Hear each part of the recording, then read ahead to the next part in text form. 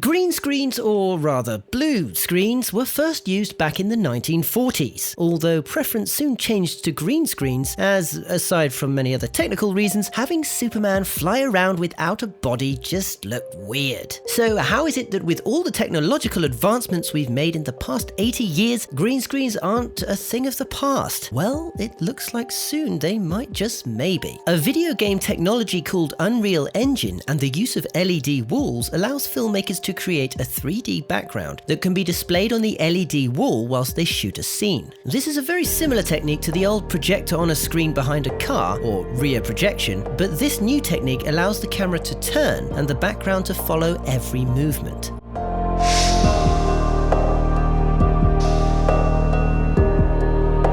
These LED walls can be set up to encompass nearly 360 degrees, allowing the team to create virtual sets from very few props. Its reduced size means that various scenes in various different sets can be filmed side by side in the same building, saving on set building and transport costs as well as scouting costs.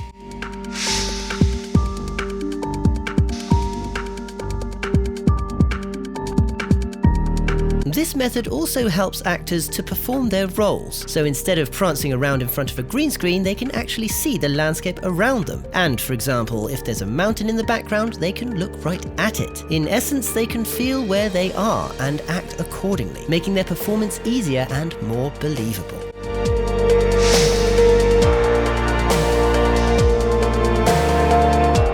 Possibly a VFX editor's biggest headache is lighting. Matching the same lighting that they had on the day of the shoot in post-production can be a monstrous task. With this new technique, this problem is completely avoided, and so is that of Spill. Spill is the name given to a problem they have with green screens, which is that the set lighting reflects off the green screen and onto the actors and anything on set, adding a green hue or blatant green screen reflection that has to be removed in post-production. With this technique, the background illuminates the set, and any reflections that appear on reflective surfaces are those of the actual background, which really embeds the characters in their environment and makes for a much more realistic shot and less post-production work.